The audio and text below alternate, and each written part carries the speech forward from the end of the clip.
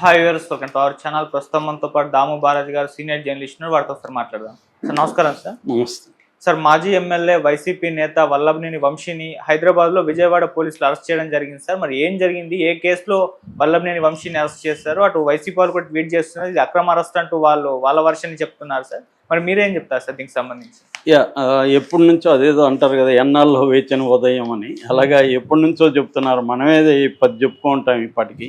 Vallabhaneni Vamsi arrest అని Telugu Desam media అప్పుడప్పుడు వేస్తూనే ఉంది.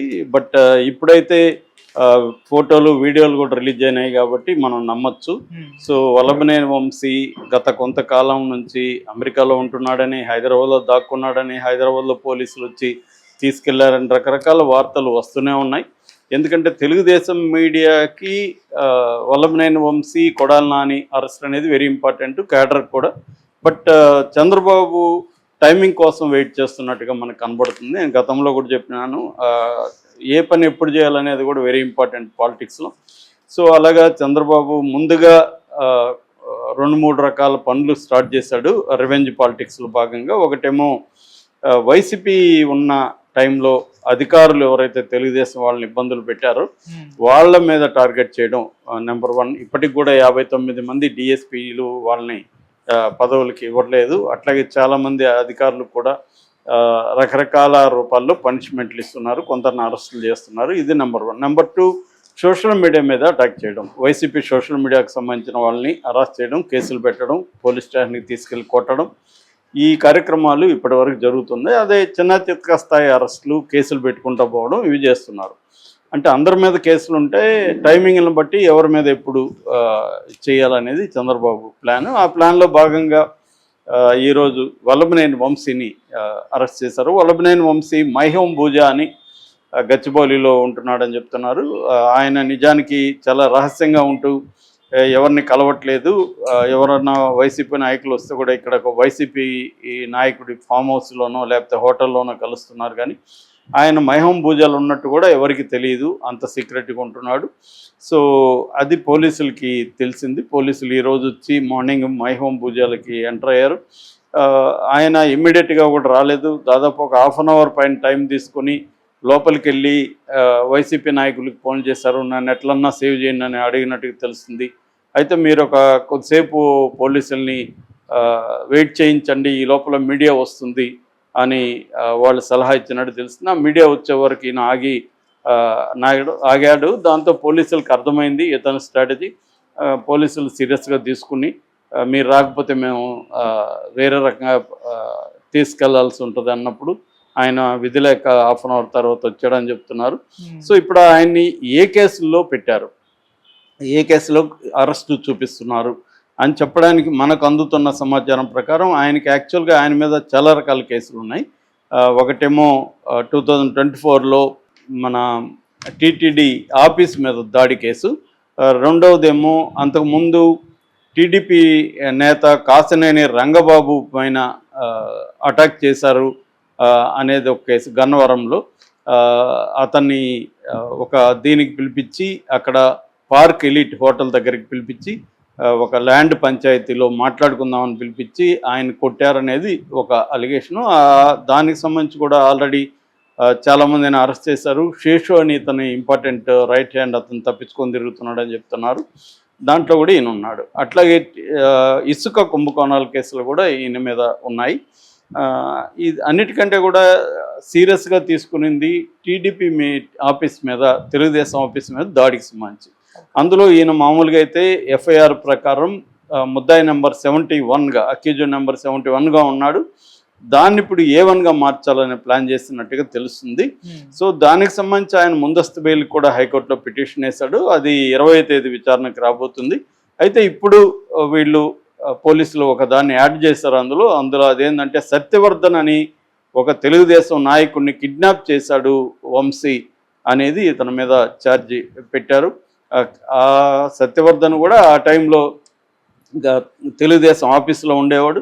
అతన్నప్పుడు వీళ్ళు కిడ్నాప్ చేశారని చెప్పి కిడ్నాపు, దాడి, అల్లర్లు సృష్టించడం ఈ సెక్షన్ల కింద BNS 140(1), 308, 351 bracket 3 red with 3 bracket 5 ఈ సెక్షన్ల కింద ఈయన మీద ఇప్పుడు కేసులు పెట్టినట్టు తెలిసింది. ఈయన్ని విజయవాడలో కోర్టులో ప్రొడ్యూస్ చేసి అక్కడ నుంచి రాజమండ్రి జైలుకి తరలిస్తామని చెబుతున్నారు. మామూలుగా మనం వల్లభనేని వంశీ హిస్టరీ తీసుకుంటే వల్లభనేని వంశీ గన్నవరం వాస్తవుడు. గన్నవరం గతంలో తెలుగుదేశంలోనే ఆయన చాలా స్ట్రాంగ్గా ఉన్నాడు. ముఖ్యంగా పరిటాల రవి అనుచరుడుగా అతను పైకెదిగి వచ్చాడు. అతను బాగా చదువుకున్నాడు కూడా. అగ్రికల్చరల్ పీజీ చేశాడు. దాని తర్వాత బిజినెస్ అడ్మినిస్ట్రేషన్లో పబ్లిక్ పాలసీలో అడ్వాన్స్డ్ మేనేజ్మెంట్ కోర్సు కూడా చేశాడు ఆయన.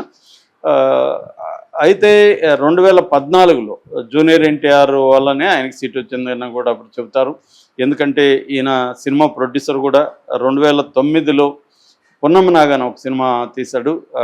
పున్నమనాగ అంటే కోదండరామరెడ్డి డైరెక్షను, ముమైత్ ఖాన్ హీరోయిన్గా వచ్చిన సినిమా.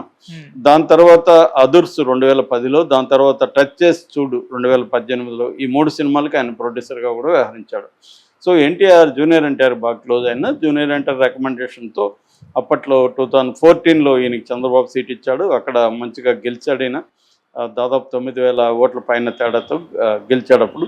దాని తర్వాత 2019లో కూడా తెలుగుదేశం తరపున ఈయన గెలిచాడు. అప్పుడు యార్లగడ్డ, ఇప్పుడు తెలుగుదేశం నుంచి గన్నవరం గెలిచిన అతను అప్పుడు వైసీపీలో ఉన్నాడు. అతని మీద 838 వెరీ నామినల్ మెజార్టీతో ఈయన గెలిచాడు. అయితే గెలిచిన తర్వాత ఈయనకి తెలుగుదేశంలో ఉన్న నాయకుల మధ్య గ్యాప్ రావడంతో జగన్ వైపు షిఫ్ట్ అయ్యాడు. అక్కడి నుంచి తన లాయల్టీని ప్రూవ్ చేసుకునే దానికి ఈయన ముఖ్యంగా పర్సనల్ అటాక్స్ స్టార్ట్ చేయడం అనేది అప్పట్లో సంచలనం కలిగించింది. ముఖ్యంగా లోకేష్ పుట్టుక గురించి, భువనేశ్వరి మీద చాలా నీచంగా మాట్లాడడం అవన్నీ అందరికి తెలుసు. సో దాని తర్వాత ఇతను సారీ చెప్పినాడు కూడా.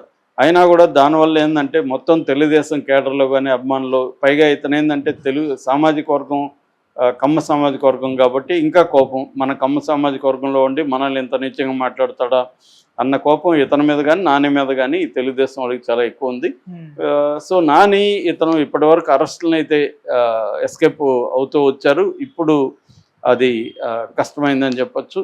సో ఈ కేసుల్లో బెయిల్ కూడా అంత ఈజీగా రాదు. ఆల్రెడీ ఆయన ముందస్తు బెయిల్ కేసు ఉన్నాడు కాబట్టి 20వ తేదీ మొన్న ముందస్తు బెయిల్ వస్తే ఈయనకి కొంత ఇదవుతుంది. కానీ కిడ్నాప్ కేసు పెట్టారు కాబట్టి కొంత బెయిల్ వచ్చేది కూడా కష్టమే అవుతుంది. అందుకోసమే వాళ్ళు ఈ సత్యవర్ధన్ అనే అతన్ని కిడ్నాప్ చేశారని యాడ్ చేశారు. కిడ్నాప్ కేసులో బెయిల్ రావడం కొద్దిగా డిఫికల్ట్ కాబట్టి. మామూలుగా అయితే ఆఫీస్ మీద గుంపులో గోవిందో దాడి, ఎందుకంటే ఈయన 71 కాబట్టి బెయిల్ వచ్చే అవకాశం ఉంటుంది. అందుకని ఈయన కిడ్నాప్ కేసు పెట్టి అసలు ఆ మొత్తం స్కీమ్ వేసింది ఈయనే అని A1గా చేర్చాలా అని ప్లాన్ చేసుకుంటున్నట్టుగా చెప్తున్నారు. అంటే మనకు తెలుసు చాలా కేసుల్లో కూడా ఎఫ్ఐఆర్లో లేకపోయినా తర్వాత మెమో వేసి ముందుకు తీసుకురావచ్చు. చంద్రబాబును కూడా అలాగే చేశారు, మెమో వేసి చేశారు. అలాగే ఎఫ్ఐఆర్లో ఉన్నా లేకపోయినా కూడా తర్వాత కూడా వీళ్ళు మెమో కోర్టుకి సబ్మిట్ చేయడం ద్వారా A1గా తీసుకొచ్చే అవకాశం అయితే ఉంది. ఇది ఒక పెద్ద దెబ్బ అని చెప్పాలి వైసీపీకి. ఇప్పుడిప్పుడే వైసీపీ కొంత ఆర్గనైజ్ అవుతుంది, ప్రజా ఆందోళనకు సిద్ధమవుతుంది. మనం చూసాము సోషల్ మీడియా కూడా చాలా యాక్టివ్గా మళ్ళీ ఒకసారి ఈ 8 నెలల తర్వాత మళ్ళీ యాక్టివేట్ అయింది. ఈ టైంలో చంద్రబాబు వ్యూహాత్మకంగా పెద్ద స్థాయి నాయకుల్ని అటాక్ చేయడం ద్వారా, వాళ్ళని అరెస్టులు చేయడం ద్వారా ఒకటి మొరేల్ని దెబ్బతీయడం, రెండోది నేను మిమ్మల్ని వదిలేసాను అనుకుంటున్నారేమో, ఎవరిని విడిచిపెట్టానని ఒక వార్నింగ్ ఇవ్వడం. ఇది